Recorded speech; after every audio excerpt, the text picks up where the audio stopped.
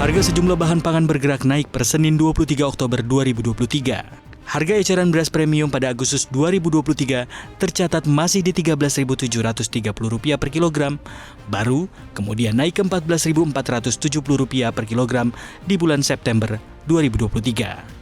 Panel harga bahan pangan mencatat harga rata-rata harian nasional di tingkat pedagang eceran untuk beras premium naik Rp10 menjadi Rp14.970 per kilogram. Sementara beras medium turun Rp20 ke Rp13.190 per kilogram. Tak hanya beras, kenaikan juga terjadi pada salah satu bumbu dapur, yaitu cabai rawit merah.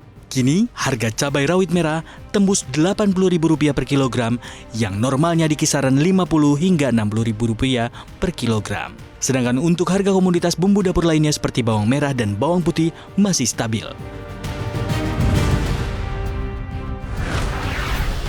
Gejolak di mata uang rupiah belum kunjung mereda. Meski bunga acuan Bank Indonesia sudah dikerek 25 basis poin hingga mencapai 6%. Sayangnya, di awal pekan ini, posisi rupiah malah lanjut merana nyaris ke level Rp16.000 per dolar Amerika Serikat. Sejak pagi, rupiah tampak melanjutkan depresiasinya. Bahkan, rupiah sempat terdepresiasi ke kisaran 15.976 per dolar Amerika Serikat. Meski akhirnya, rupiah sukses memangkas tipis pelemahannya dan kembali ke kisaran 15.930 per dolar Amerika Serikat atau melemah 0,38%. Di saat mata uang rupiah merana, sebetulnya posisi pasar surat utang justru menguat. Karena tingkat imbal hasil surat berharga negara SBN terpantau menurun dan masih mengalir dana-dana ke pasar surat utang. Namun jika menilik pergerakan di pasar ekuitas, tampak tekanan yang dalam dan membuat IHSG anjlok lebih dari 1%. Menteri Keuangan Sri Mulyani menyatakan 60 negara di dunia saat ini mengalami permasalahan utang yang tinggi. Hal itu terjadi karena kesukaan berutang dan pengelolaan fiskal yang tidak disiplin. Sri Mulyani membeberkan, negara yang mengalami krisis utang diantaranya Italia, Spanyol, Portugal, Inggris, Perancis, Jerman, hingga Yunani. Lalu, bagaimana dengan Indonesia? Sri Mulyani menyebut, Indonesia disiplin dengan APBN, tidak boleh defisit lebih dari 3% per tahun, dan utang tidak boleh lebih dari 60% dari PDB per tahun.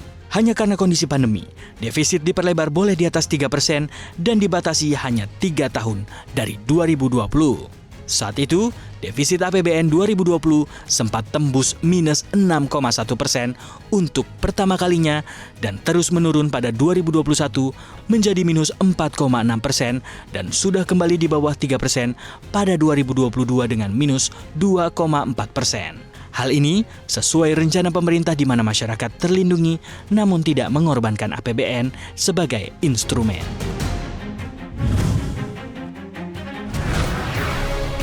Pemerintah Amerika Serikat mencatat defisit anggaran 1,69 triliun dolar Amerika Serikat atau setara 26.840 triliun rupiah untuk tahun fiskal 2023.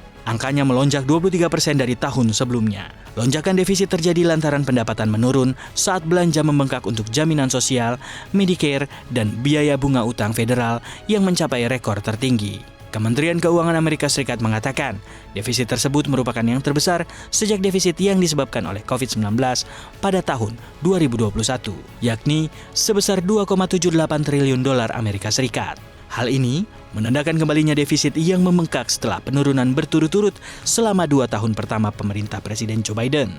Defisit ini terjadi ketika Biden meminta Kongres membiarkan bantuan luar negeri baru dan belanja keamanan sebesar 100 miliar dolar Amerika Serikat, termasuk 60 miliar dolar Amerika Serikat untuk Ukraina dan 14 miliar dolar Amerika Serikat untuk Israel, serta pendanaan untuk keamanan perbatasan Amerika Serikat dan kawasan Indo-Pasifik.